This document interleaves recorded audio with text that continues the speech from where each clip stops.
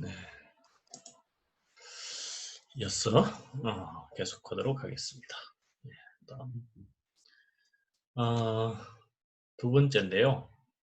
자, 오늘 두 번째는 말씀드린 것처럼 교육 내용에 대해서 지난번에 했던 국민통합적 통일공감 내용서 국민통합적 통일교육의 목표를 지난번에 살펴봤죠. 오늘은 교육 내용에 대해서 한번 살펴보도록 하겠습니다. 네, 그럼 한번 화면을 보도록 하겠습니다.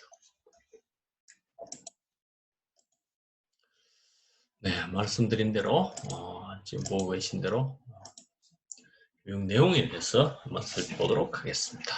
자, 그럼 목차를 마찬가지로 한번 살펴보면 목차가 마찬가지로 이제 교육 내용 말씀드린 교육 내용을 한번 살펴보겠습니다. 그래서 구체적으로 지난번에 이제 분단 의식을 극복해야 된다, 분단 트라우마, 분단 하비투스를 극복해야 된다라는 말씀을 드렸는데, 그렇다면 어떻게 해서 분단 의식을 극복할 수 있느냐라는 걸 좀 말씀을 드리겠습니다. 그래서 분단 의식에서 통일 의식으로 나아가야 한다는 구체적인 내용을 좀 말씀드리고, 이는 또한 분단 국가주의. 사실은 이제 분단 국가주의에 살고 있는 민족이 바로 이 분단 민족인데, 이로부터 통일민족주의로 나아가야 한다라는 내용을 먼저 좀 말씀을 드리고, 한 꼭지 말씀을 드리고, 뒷꼭지에서는 2장 구체적으로 그렇다면 통일통합의 원리, 통일민족주의와 연관해서 전체적으로 살펴보게 되겠네요. 통일공감대 확산과 국민통합을 위한 통일통합의 원리는 무엇인가? 통일민족주의에서 제가 결론적으로 주창할 내용은 화쟁민족주의인데, 지난번에도 말씀드렸죠.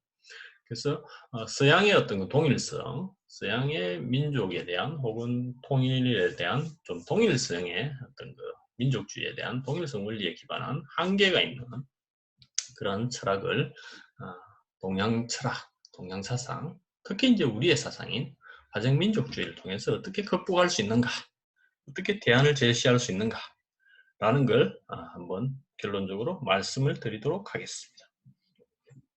네, 그럼 다음으로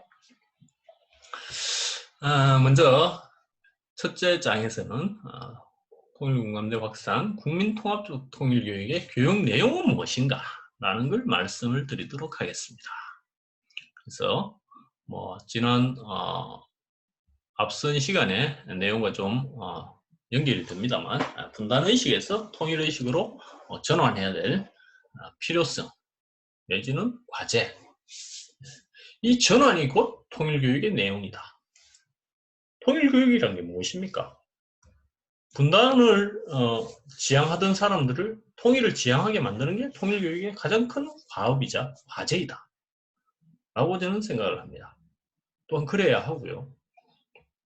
그래서 분단의식에서 통일의식으로 전환하는 것이 가장 중요한 통일교육의 목표가 내용이 되어야 한다라는 말씀을 지금 드리고 있는데, 그 내용에 대해서 첫 번째, 분단 하비투스 극복을 어떻게 할 것인가, 분단 트라우마 치유를 어떻게 할 것인가, 그리고 통일의식으로 발전 과정을 좀 이론적으로 좀 설명을 드려보도록 하겠습니다.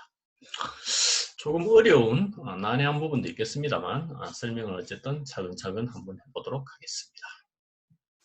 자, 그래서 분단 국민을 형성해오던 교육은 흔히 말하는 주입식 교육이죠. 강요된 교육입니다. 우리 것이 아니죠, 사실은. 분열된 주체라는 말씀을 드렸습니다만. 그래서 이를 바로 볼 수 있는, 이데올로기의 실체를 볼 수 있는, 이게 이데올로기란 게 허위잖아요, 허위. false consciousness, 허위의식인데 내게 아니잖아요. 강요된 거죠. 내가 분단 국가의 이어야만 하는 것은 아니거든요. 내가 통일민족, 통일국가를 지향하는 것이어야 하는데 항상 그 분단국가에 머물러 있는 그런 저차원적 의식에 내가 머물러 있다는 것을 깨우치는, 그래서 이데올로기를 탈피하는 그런 교육이어야 한다. 자, 그렇지만 이데올로기는 또 한편으로는 신념, 의식 이런 말도 있습니다. 그래서 부정적인 의식, 부정적인 그 사상, 부정적인 의식에서 긍정적인 사상으로, 긍정적인 의식으로. 이데올로기가 항상 부정적이지만은 않습니다. 민족주의도 사실은 뭐 가장 대표적인 이데올로기다라는 말이 있을 정도로 이데올로기라고 하는 것은 무조건 부정되어야 하는 것은 아닙니다. 굉장히 긍정적인 효과도 많이 있죠. 뭐 예를 들어서 민족을 위해서 헌신하는 사람들, 열심히 일하는 사람들, 그걸 가지고 전부 다 이데올로기라고만은 얘기할 수 없습니다. 자기 어떤 삶의 신념, 가치이기도 하죠. 그래서 그것이 긍정적으로 전환될 때 진정한 통일의 기운, 통일의 에너지, 아까 말씀드린 그런 통일의 에너지가 형성되고 그걸 통해서 우리 민족이나 국가는 더욱더 발전할 수 있을 것입니다. 그래서 이 부정적 이데올로기를 이제 중요한 건 이를 인식하고 이를 넘어설 수 있는, 극복할 수 있는 새로운 이데올로기로 차원으로 나가야 한다.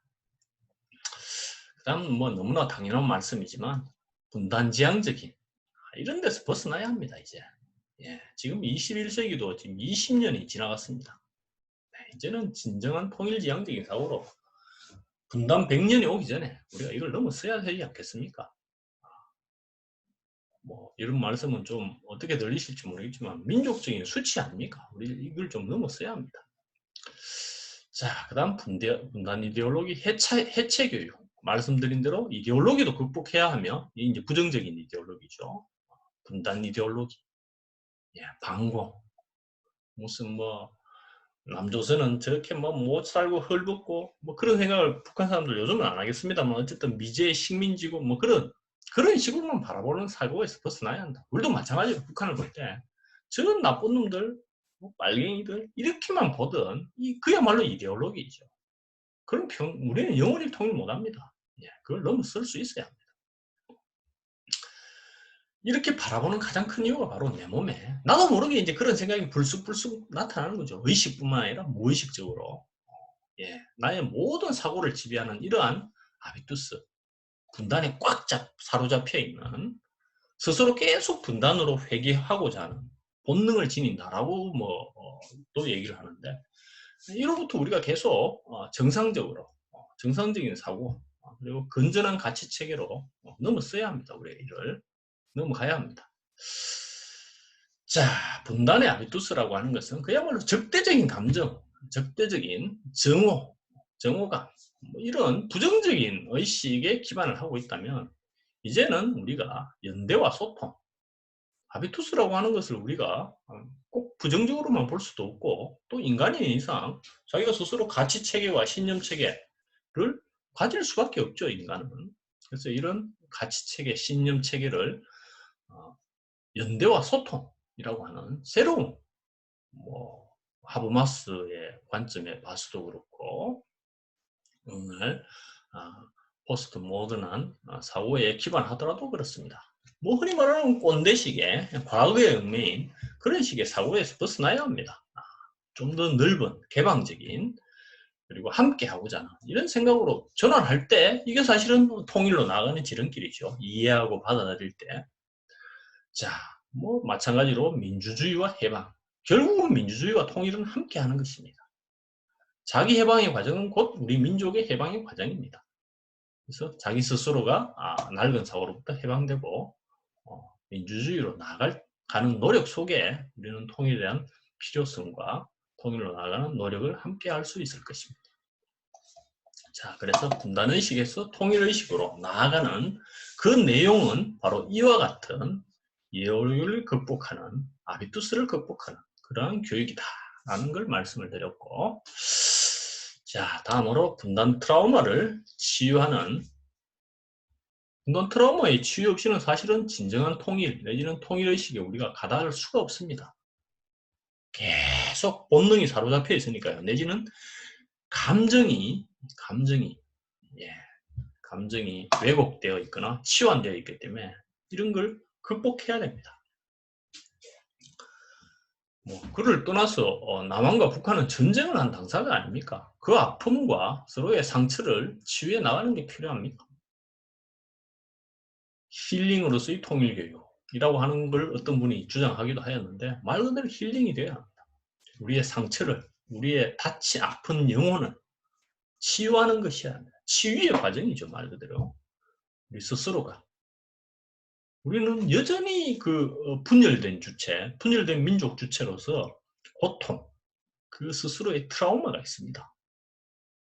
누구든지 부정을 하지만 그를 이제 적대적인 감정으로 표출하기도 하고 혹은 속에 응어리진 채 살기도 하고 혹은 진짜 그 고통의 당사자로 뭐 예를 들어서 이산가족이나 혹은 뭐 학살된 사람들, 죽었던 전사자의 가족들 얼마나 아프겠습니까?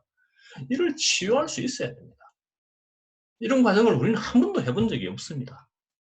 이 노력 속에 우리는 통일, 그리고 진정한 통일교육으로 그것이 통일교육의 가장 중요한 과제가 되어야 하지 않겠습니까? 자, 다음으로 같은 말씀입니다만 갈등, 화해, 분단은 말할 것도 없고 갈등 사회가 극에 달한 곳이 또한 한국 사회 아니겠습니까? 남남 갈등 말할 필요가 없죠. 네, 한쪽에서는 저쪽으로 가자고 한쪽에서는 이쪽으로 가자고 하고 서로 뭐 줄다리기 하면서 줄을 끊으면 서로가 낭떠러지에서 죽는데도 서로가 먼저 끊으려고 하고 있죠. 갈등이 그와 같이 극단적이라는 겁니다. 그래서 이로부터 화해와 화합의 새로운 진정한 인간의 어떤 그 내면에서 우리가 이를 스스로 돌아볼 수 있어야 합니다. 성찰할 수 있는 나의 모습을 돌아볼 수 있는 내가 마음속에 칼을 품고 있지는 않는가, 갈등의 씨앗을 품고 있지는 않는가 이를 돌아보자는 거죠. 자, 억압 전치된 기억의 회복이라고 하는 것은 사실은 여러분들은 어떻게 생각할지 모르겠지만 북한에서는 모든 것을 미제의 탓이고 남조선 탓으로 다 돌립니다. 남한에서는 모든 것을 북한 인민군 탓으로 다 돌립니다. 과연 그럴까요? 심지어는 제1교포 중에 혹은 억울하게 돌아가신 징용이나 징병으로 최근에 논란이 되는 으로 돌아가신 분단되기도 전의 얘기죠. 그것마저도 사실은 분단의 장벽에 가로막혀 있습니다. 왜냐하면 온전한 통일이 안 되어 있으니까 하나의 국가, 하나의 민족으로 이렇게 흔히 말하는 호적 정리가 다 안 돼 있잖아요. 누가 죽었으면 북한 쪽에 누가 죽었으면 거기에 대해서 우리는 모릅니다. 알 수도 없고 근본적인 자료조차 없죠. 마찬가지로 누가 이산가족으로 헤어져 있으면 북한에 납북됐다라고도 생각을 하는 거죠, 그냥. 혹은 북한이 그냥 살겠거니 아니면 북한 탓을 하는 거죠. 아닐 수도 있는데. 모든 것이 다 뒤엉켜 있다는 겁니다. 제가 말씀드리는 건 왜곡되어 있고. 그래서 이러한 것을 온전히 회복할 수 있어야 됩니다. 그래서 자기서사, 여기서 말하는 자기서사 중에 가장 중요한 건 이제 개인적인 서사도 됩니다만 이제 민족적인 자기서사인데 우리가 흔히 말하는 독립운동사가 회복이 안 되고 있습니다. 아시지 않습니까? 반쪽이죠. 좌파 진영의 독립운동을 우리는 부정합니다. 김일성, 항일 이런 얘기하는 것조차 부정되어야 하거나 내지는 축소되어야 하거나 혹은 북한에서는 그걸 과장하거나 모든 것이냐 이렇게 왜곡되어 있는 거죠. 이래서는 우리 민족이 온전한 우리의 민족, 아까 말씀드린 분열된 민족, 주체로서의 민족에서 온전한 자기의 회복이 이루어질 수 없습니다. 그래서 제가 여기서 드린 말씀은 이러한 자기 서사를 회복하고 구성해내야 한다는 것입니다. 그래서 분단서사, 말씀드린 대로 독립운동사의 왜곡, 그리고 분단으로 해서 수많은 고통이 있었고 한국전쟁 말할 필요도 없고요. 가장 대표적이죠. 그리고 그 이후에 분단 과정에서 서로 간에 죽은 사람들, 고문받은 사람들, 피해자들, 남한, 북한 이런 숱한 사람들이 있습니다. 그래서 이런 사람들의 상처를 어루만지고 회복시켜줘야 됩니다. 그들도 민족의 구성원이고 사실은 가장 치열하게 살았던 사람들이죠. 실제로는. 자, 개인적인 트라우마와 민족적 트라우마 계속 반복되는 얘기입니다만 그래서 개인에게 있어서 상처가 치유되어야 하며 더 나아가서는 남한과 북한이라고 하는 것 자체가 온전한 국가가 아니죠. 그러니까 자기 스스로가 상처가 있는 거예요. 서로가 상처가 있는 겁니다. 자기가 온전하지 않다는 것은 누구나 다 알고 있는 거죠. 그걸 부정할 뿐이지 계속. 이래서는 온전한 자기가 될 수 없습니다. 분단국가도 올바로 설 수가 없는 거죠. 그래서 결국 마지막으로는 이 분단서사와 민족적 분단서사, 개인의 아픔 그리고 민족적인 아픔에 대한 이야기를 우리는 이제 일단은 치유의 근본적인 가장 기초적인 과정이 뭡니까? 정신분석에서 이야기하는 가장 기본적인 과정이 뭡니까? 응어리진, 자기 무의식 속에 잠재되어 있는, 억눌려 있는 그 감정을 풀어야 되잖아요. 제일 처음 하는 얘기가 꿈이나 뭐 이런 최면을 통해서 그 이야기를 먼저 끄집어내는 거잖아요. 그렇지 않습니까? 그래서 우리 민족에 있어서, 우리 개인에게 있어서 이 억압되어 있는, 그 억눌려 있는 그 분노, 원한, 그 어쨌든 그 억울함 이런 것들을 풀어내고 이야기할 수 있는 게 이제 서사지 않습니까? 힐링으로서의 서사, 뭐 서사 교육으로서의 통일 교육 이런 얘기들을 이제 하시는 분들이 있는데 바로 그런 분들이 얘기하는 얘기가 바로 이 얘기죠. 이제 이야기를 해보자는 겁니다. 이야기를 하고 그 이야기를 듣고 같이 눈물 흘리고 때로는 같이 화도 내고 같이 분노도 하고 물론 분노에 그쳐서는 안 되겠죠. 이러면서 우리가 이를 극복해 나가는 그런 과정을 이제 시작해보자.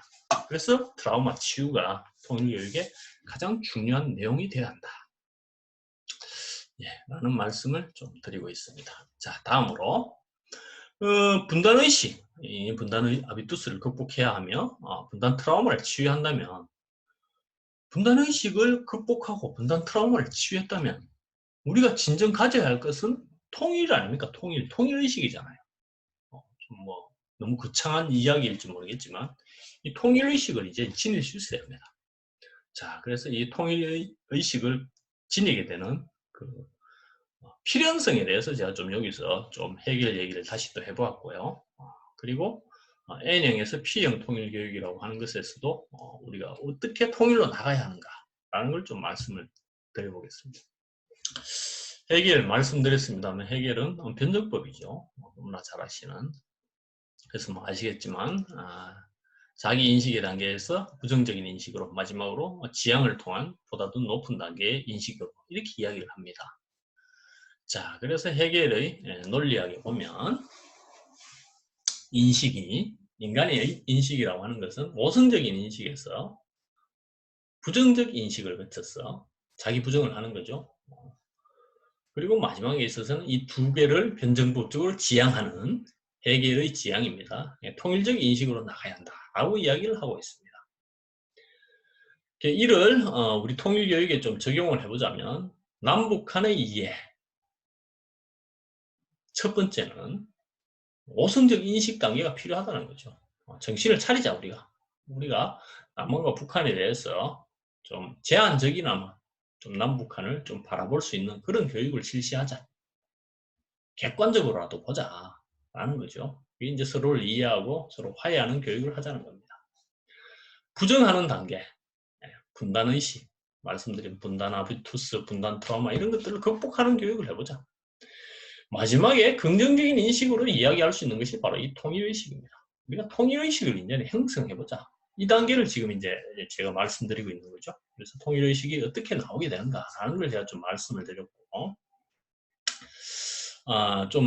전체 통일의 단계에 대해서 이제 또 이를 적용해 본다면, 화해 평화 교육이라는 것이 이제 일어날 수 있고, 두 번째는 분단 해체, 극복, 마지막에는 통일국가의 교육. 뭐 아실는지 모르겠지만 우리나라가 현재 취하고 있는 통일 방식이 바로 3단계 통일 방안이거든요. 그 3단계를 이제 적용해서 말씀을 드리는 겁니다. 화해 협력의 단계에서는 이런 남북한 이해 교육에 집중하고 우리 같으면 이제 북한을 이해해야 되겠죠. 두 번째는 분단 해체, 분단의식.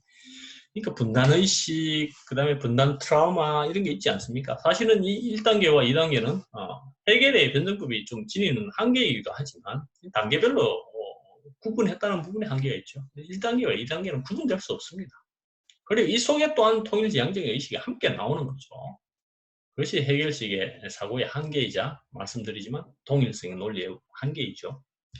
그래서 이러한 어쨌든 통일 단계로 이야기를 하자면 좀 중점적으로 해야 되는 것이 화해 협력 그리고 분단 극복, 자기 스스로에 깃들어 있는 분단의식, 분단 트라우마 이런 걸 없애는 거. 그리고 마지막으로는 통일국가에 있어서 통일의 의식, 통일국가 교육으로 나아가는 이러한 통일교육으로 나아가야 한다. 이것이 우리에게 가장 기본적인 마스터 플랜이다 라는 걸 좀 말씀드리고 싶었습니다. 자, N형 통일교육에서 P형 통일교육으로 라고 하는 것은 뭐 제가 이제 예전부터 주장을 해왔던 건데, 여기서 N형이라고 하는 것은 국가죠.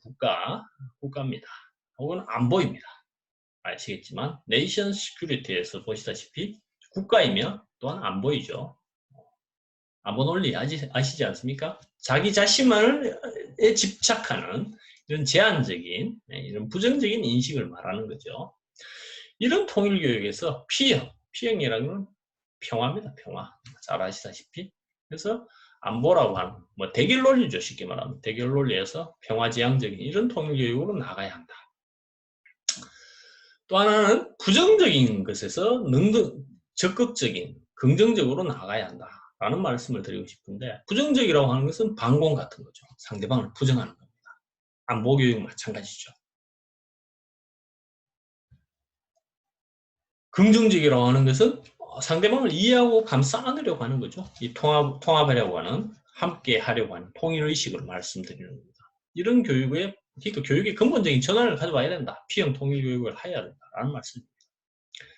소극적 통합이라고 하는 것은 자기들만의 통합을 얘기하는 거죠. 쉽게 말하면 반공 같은 겁니다. 그 반공에 동의하는 사람들만 이렇게 부정을 하면서 통합하는, 그야말로 소극적이고 부정적인 통합이지 않습니까? 이제는 그런 걸 넘어서서 상대방을 이해하고 포용하고 함께 하려고 하는 포지티브한 통합을 지향해야 한다. 그것이 통일교육의 과제이자 목표여야 한다. 그래야 통일이 온다는 것이죠. 부정적인 통합을 이야기하는 단계는 이제 넘어서야 되지 않겠습니까? 뭐 같은 얘기입니다만, 분단국가 중심의, 분단국가에 안주하는, 그게 이제 부정적 통합이잖아요. 박정희에 충성하는, 내지는 남한 체제에만 충성하는, 북한 체제에만 충성하는, 그럼 통일은 이루어질 수 없습니다. 확산적인, 능동적인, 적극적인, 개방적인, 이런 포용적인 통합을 통해서 우리가 통일을 지향해야 그것이 올바른 진정한 의미의 통일이다. 그리고 그것이 진정한 통일교육이다. 이런 방향 전환을 이제는 통일교육이 해내야 하며, 이런 통일교육을 실시해 나가야 한다. 이것이 진정한 통일교육의 교육 내용이다. 라는 말씀을 좀 드리고 싶었습니다. 예, 이 민족주의에 대한 부분은 다는 못할 것 같은데 제가 뭐 한 요 정도만 하고 두 번째 영상에서 다시 또 이어서 말씀을 드리겠습니다만, 그래서 이 통일공감대 확산과 국민통합적 통일교육은 뭐 다시 말씀드리지만 분단민족에서, 우리가 이제 분단의식에서 통일의식으로 나가야 하며, 이 분단의식에서 통일의식으로 나간다는 것은 분단되어 있는 내지는 분열된 민족 주체에서 통일을 지향하는 통합된 민족 주체로 거듭나는 것이다 라는 걸 제가 계속 말씀을 드렸습니다. 그를 민족주의에 기반해서 이제 설명을 해드리고 있는 겁니다. 그랬을 때 많은 사람들이 이제 민족주의라고 하는 것이 너무나도 한계가 분명한, 부정되어야 하는 이데올로기인데, 요즘 적혀 있습니다만 이데올로기라는 말은 뭐 여러 학자들이 주장합니다. 민족주의가 가장 대표적인, 특히 2차적인 이데올로기다. 아무데나 갖다 붙여도 좋은, 아주 써먹기 좋은 이데올로기라는 거죠. 그런 그 이데올로기를 왜 자꾸 쓰느냐, 지금은 쓰면 안 된다라는 게 이제 사실은 민족주의 연구에 뭐 베네딕트 앤더슨 아까 말씀드린 갤러, 뭐 홉소 이런 사람들의 공통된 주장입니다. 근데 그 민족주의에 대한 이해가 과연 우리가 올바르냐? 특히 이제 통일교육에서는 민족주의가 굉장히 중요한 한 축을 담당하고 있다는 걸 누구나 다 알고 있는데, 그래서 민족주의에 대해서 좀 올바른 이해를 한번 시도해보자 라는 얘기입니다. 그래서 조금 난해할지 모르겠습니다만 충분히 이해할 수 있는 내용이니까 같이 한번 따라가 보도록 합시다. 첫 번째, 민족주의는 2차적 이데올로기라고 하는 것은 뭐 분명한 사실이지만 부정적인 측면만 있는 것은 아닙니다. 이는 뭐 여러분 누구나 다 동의하실 수 있을 겁니다. 그래서 우리가 긍정과 부정의 양면성을 가지고 있는 2차적 이데올로기다. 이건 인정할 수 있다는 거죠. 예. 그리고 마찬가지로 제가 이제 이 민족주의에 대해서 통일 관련해서도 말씀드리지만 우리 국가의 민족주의, 우리 민족의 민족주의에 대해서 우리가 새롭게 생각을 해봐야 되는 건 제가 아까도 뭐 서두에서 처음에 제가 이제 말씀을 드렸지만 동아 그 민족주의의 근대 민족주의의 출발점이라고 말씀을 드렸잖아요. 그리고 실질적으로 우리 민족주의의 가장 뭐 진정한 기원이라고 할 수 있는 건 3.1 운동이죠. 제가 뭐 다시 말씀드리지만 헌법 전문에도 나와 있는. 그래서 이러한 저항 민족주의, 저항이라고 하는 것은 결국 우리 민족 해방, 자기 해방의 민족주의였다는 거죠. 그래서 긍정적인 민족주의의 측면을 우리는 분명히 가지고 있고 그것이 우리의 굉장히 자랑스러운 전통입니다. 이마저도 부정한다면 그 사람은 그야말로 교조죠. 교조, 도그마틱한 분입니다. 그래서 이 부분을 인정을 하고 이 속에서 우리가 통일과 통일교육에 대한 민족주의 입장을 같이 논의해보자 라는 말씀인 겁니다. 그래서 물론 억압적인 민족주의 측면도 있죠. 그 대표적으로 이제 일본의 민족주의가 그렇잖아요. 천황 만세 부르는 민족주의가 그게 어떻게 해방의 민족주의입니까? 억압의 민족주의죠. 뭐 나치즘. 네. 그럼 뭐 부정적인 기능이 있다는 것은 뭐 익히 다 아니까 그런 양면성이 있다는 건 우리가 인정을 하고 우리는 특히 그 중에서도 해방의 민족주의, 저항 민족주의에 굉장히 자랑스러운 역사도 분명히 있다. 이걸 인정해야 한다는 겁니다. 우리 통일민족주의를 이해할 때. 다음. 원초론과 근대론, 침략적 민족주의와 방어적 민족주의. 이게 이제 민족주의, 다양한 민족주의들을 읽어보면 나오는 여러 개념이자 이론들입니다. 네, 침략적 민족주의, 아까 말씀드렸지만 일본의 뭐 황국시민주의, 일본의 전체주의, 나치즘, 뭐 파시즘 그런 것들이죠. 그건 뭐 우리가 부정할 수 없는 역사적인 사실입니다. 원초론과 근대론. 뭐 근대론이라고 해요. 근대에 형성됐다는 갤러와 같은 사람이 얘기한 거고 원초론이라고 하는 것은 아주 예전부터 존재해왔던 태초부터 있었다. 그래서 이제 원초론이죠. 방어적 민족주의, 방금 말씀드린 우리나라의 민족주의와 같은 겁니다. 수많은 제3세계, 아프리카, 아시아, 수많은 나라들이 사실은 이 민족주의가 자기 해방의 과제였습니다. 미국의 독립혁명도 사실 따지고 보면 민족주의죠. 왜 그럼 미국에서 독립전쟁은 굉장히 숭고하게 심지어는 3대 혁명의 하나라고 얘기를 하면서 저는 그게 동의할 수 없습니다. 그게 뭐 그렇게 대단한 혁명입니까? 자기 스스로 자기 평가를 그렇게 좀 과하게 하는 것은 저는 옳지 않다고 생각합니다. 미국의 독립혁명, 독립전쟁이 뭐 그냥 자기들끼리 식민지 모국과 식민지 모국에서 이주한 사람들이 있는데 그들과 그들 간에 서로 간에 세금 안 내고 뭐 참정권 가지고 이런 거 가지고 싸운 거예요, 그냥. 그것이 과연 프랑스 대혁명이나 영국의 명예혁명과 같은 적극적인 능동적인 의미를 가질 수 있습니까? 네, 제가 좀 약간 뭐 한 번쯤 생각을 해보시라고 말씀을 드렸고 방어적 민족주의라는 거죠. 미국의 독립전쟁도 사실은 왜 그럼 제3세계의 숱한 민족주의는 인정을 하지 않습니까? 미국에서 요즘 자기들의 독립전쟁을 인정하면서 이 민족주의는 더 이상 인정하지 않거든요. 그래서 이런 부분들은 결국은 양면성이라는 거죠. 양면성이라는 겁니다. 이게 이런 다양한 그야말로 이데올로기인데 누구에게나 해석되고 될 수 있고 이해할 수 있는 다양한 이데올로기인데 이를 좀 객관적으로라도 바라보자 라는 것입니다. 자, 그 다음 그렇지만 우리나라는 아까 말씀드린 대로 이게 미국식의 영미죠. 영미, 영국과 미국 혹은 유럽 이런 근대론적 민족주의가 바로 이겁니다. 유럽은 사실은 민족이라고 하는 게 국가라는 게 근대에 만들어지잖아요. 근대 국가의 형성과 동시에 이제 민족이 만들어졌다라고 주장을 하거든요. 산업사회, 산업혁명과 함께, 산업사회 형성과 함께. 뭐 틀린 말도 아니죠, 그게. 그렇지만 그것을 우리나라에 그대로 적용하는 것이 과연 옳으냐? 내지는 그런 측면만으로 우리나라 민족주의를 바라보는 것이 옳으냐라는 거죠. 아까 말씀드린 대로 저항민족주의에 그리고 통일을 해야 되는 이런 민족국가를 완성해야 되는 과제가 있는 우리나라에서 그런 이야기를 하는 것이 맞냐는 거죠. 우리 근대적인 민족을 올바로 만들어 본 적도 없습니다. 뭐 계속 반복되는 얘기지만 분단민족이었잖아요. 그건 온전한 민족이 아니거든요. 민족주의는 가장 기본이 민족의 통일입니다. 당연하죠.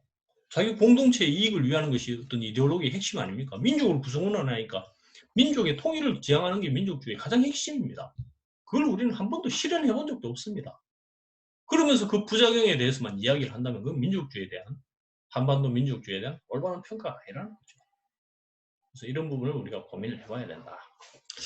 그래서 근대론적 민족주의자들 지금 쭉 제가 적어놨습니다만 에릭 홉스본, 베네딕트 앤더슨, 갤러, 앤서니 스미스 이런 사람들이 이제 사실은 미국과 영국 주류들이라고 얘기할 수 있고 임지영 권역품 처장집 뭐 이분들 이름을 말씀드리는 건 좀 뭐 죄송하고 외람되지만 이분들이 오늘날 민족주의 담론을 주도하고 있는데 이분들이 따라가는 사람들이 요 앞에 사람들입니다. 편향되어 있다는 거죠. 제가 말씀드리는 거예요. 객관적으로 바라보자. 민족주의에 대해서.